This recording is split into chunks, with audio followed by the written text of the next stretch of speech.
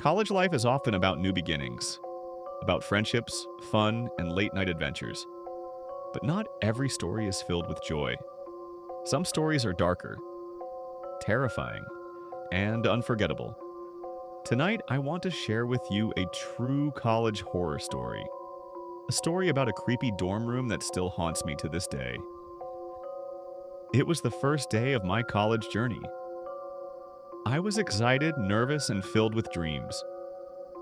After registration, I went straight to the notice board to check my hostel allotment. And there it was. Room 309, third floor, old dormitory building. At first I didn't think much of it, but the moment I saw the building, a strange feeling crawled through me.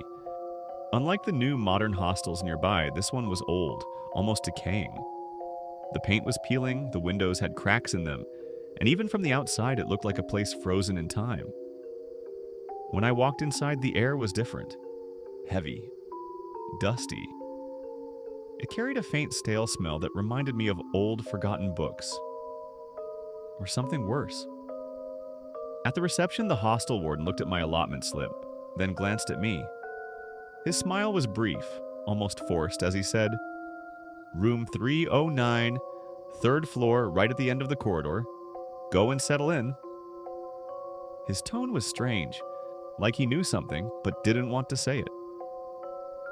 As I climbed the dark stairwell with my bags, I noticed the flickering bulbs. Most of the lights didn't work properly. My own footsteps echoed sharply against the walls. When I reached the third floor, I saw two seniors leaning against the corridor wall. They looked at me curiously. "Which room?" one of them asked. 309, I replied casually. For a second, their expressions changed. They exchanged a quick look, and one of them smirked. "Just remember," he said, "don't wander in the corridor alone at night.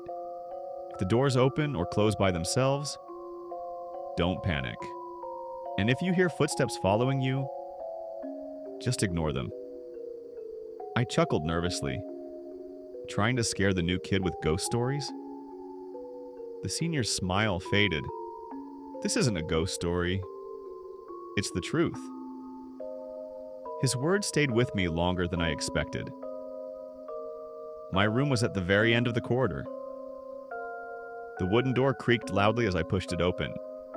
A wave of cold air brushed against me, though the window was shut tight. Inside, the room was simple. One cot, an old wooden desk, and a rusted cupboard. In the corner, a tube light flickered on and off, buzzing faintly. I unpacked my bags, trying not to think about the senior's warning. By the time I lay down on the bed, it was past midnight. The silence was suffocating. I could hear every breath, every tiny sound. And worst of all, I felt something strange. Like someone was watching me from the corner of the room. But I told myself it was just nerves. A new place. A new beginning. Nothing more. It was as if the spirit didn't want me to leave. As if it needed me there.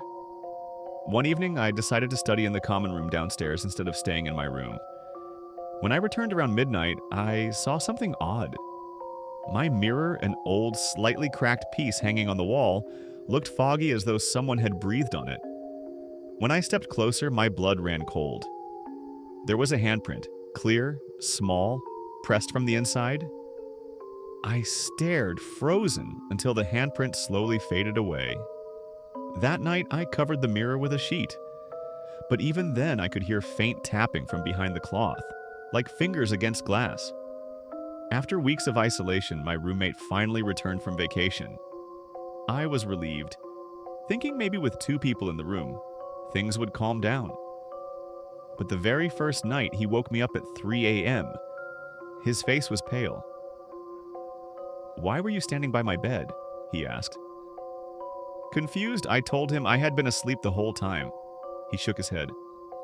"No, I woke up and saw you standing right there, leaning over me, just staring. When I blinked, you were back in your bed." A chill ran down my spine. If it wasn't me, who was it? The haunting grows stronger. From that night on, things escalated. Our cupboard doors would swing open violently in the middle of the night. Books would fly off the shelves. The lights would flicker nonstop. Sometimes the entire bed would shake as though someone was trying to pull it. One night, my roommate and I both saw it. The chair beside the desk moved, not an inch, not a wobble. It slid across the floor, slowly, deliberately, until it stopped right beside the bed. We both stared, paralyzed. And then, in the silence, we heard it. A faint, broken laugh, right between us. Terrified, we went to the library and searched old records of the dorm. What we found still makes me shiver. Years ago, room 309 belonged to a boy named Arjun. He was a quiet, lonely student. Rumors said he was bullied, isolated, and eventually fell into deep depression. One night, he locked himself in that very room and never came out alive. The hostel authorities covered it up quickly. His family never spoke about it, but the students whispered that his spirit never left. Some claimed he lingered because he felt trapped. Some said he wanted revenge. Others believed he was looking for company in his eternal loneliness. Whatever the reason, we were now living in his room. After learning the truth, the experiences became more personal. One night I dreamt of Arjun. He was sitting on my chair, staring at me with hollow eyes. He whispered, "You don't belong here. This is my room." When I woke up, my roommate was shaking me violently. My hands had been wrapped around his throat while I was asleep. I had no memory of it. That night, I realized the spirit wasn't just haunting me, it was trying to control me. We decided we couldn't take it anymore. We planned to shift out the next morning, but that last night was the worst of all. At exactly 3 a.m., every light in the room turned on at once. The windows slammed shut. The cupboard burst open. And then we saw him. A figure standing in the corner, pale skin, hollow eyes, a twisted smile. His head hung at an unnatural angle as though his neck had broken. He began walking toward us, slow, dragging his feet. We screamed, ran to the door, tried to open it. It wouldn't budge. It felt as if someone was holding it shut from the other side. The figure came closer. The whispers grew louder. The walls vibrated with scratching sounds. The mirror cracked on its own. My roommate was crying, banging the door. I grabbed the ID card I had found earlier and shouted, "We know who you are. We know what happened to you." For a moment, everything stopped. The figure froze. The lights flickered violently, and then, with a final deafening scream, every light bulb shattered at once.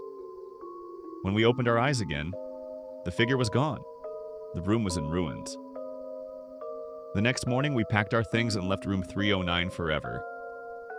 The warden didn't ask questions. He just nodded, almost knowingly, and gave us another room.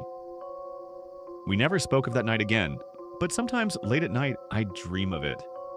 I wake up gasping, feeling eyes on me, even in my new room. Because some things, once they find you, never truly let go. This was my true college horror story, a dorm experience that still haunts me today. What do you think? Was it the spirit of a lonely student, or just our imagination driven by fear? If you've ever had a creepy hostel or dorm experience, share it in the comments. And remember, next time you're walking alone in your college dorm at night, listen carefully because you never know who might be walking right behind you.